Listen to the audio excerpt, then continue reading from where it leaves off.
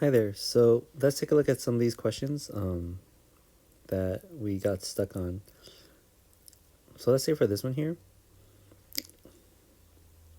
I see 1 over 3, a negative 1 over 3, x plus 5 squared plus 7. So we can say that the vertex is at h is negative 5 and k is 7. Oops, 7. So our h and k, our vertex is negative 5 comma 7. All right. So negative 5 is on my left, and 7 is 1, 2, 3, 4, 5, 6, 7 spaces up.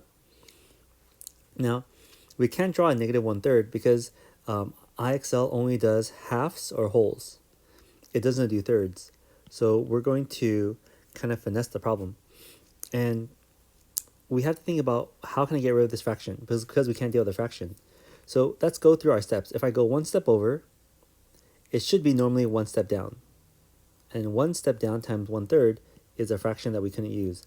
If I do two steps over, two steps down is usually 1, 2, 3, 4. Okay, so that's not going to work either because 4 times 1/3 still gives us that third power, which a third fraction, which we can't deal with. Let's go three steps over. If we go three steps over, 1, 2, 3. What's 3 squared? 3 squared is 9 steps over, 9 steps down. But 9 times 1/3, look, the 3's do cancel out, leaving me 3. So now we're going to go 3 steps down now. 1, 2, 3. So this parabola goes like this. 3 steps over, which should have been 9 steps down, but because we multiply that by 1/3, gives us 3 steps down. Now here's something kind of cool about this when I drew this. Remember how we said our first step should have been 1/3? Look here, doesn't that kind of look like 1/3 to us? It's kind of, not terribly bad, but it does do that 1/3 fraction for us.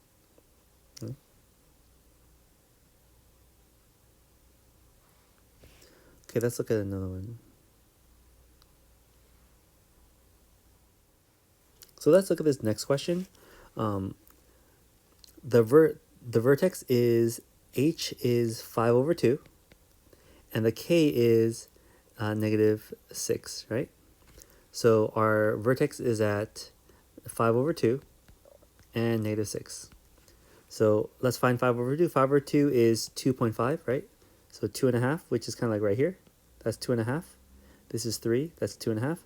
And we're going down 6. 1, 2, 3, 4, 5, 6. And that's our vertex. We're going to go 3 spaces down, right? So this is multiplied by 3. 1 step over, 3 steps down. Now, here is the hint. If we're on the fraction, we stay on the fraction. Okay, if we're on the fraction, we stay on the fraction. So if I go 1 step over, see, I'm still on that fraction here. I'm still on the fraction. And I can go 1, 2, 3 spaces down on that fraction.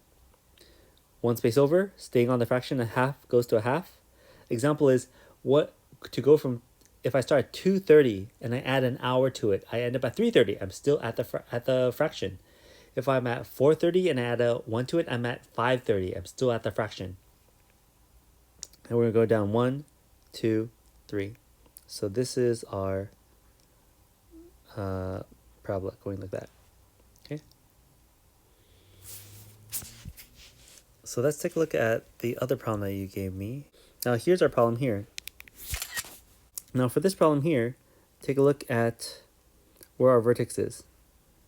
Our vertex is at 5, comma 5 over 2. Now 5 is on the right.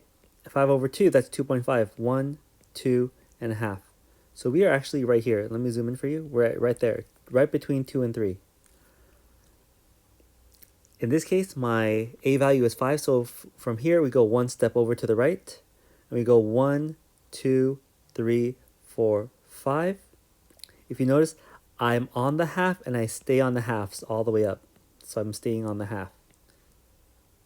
So if I want to say what value would that be?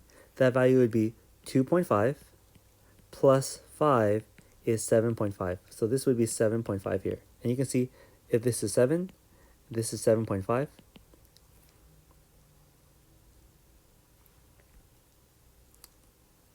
See, and that's 7.5 for us.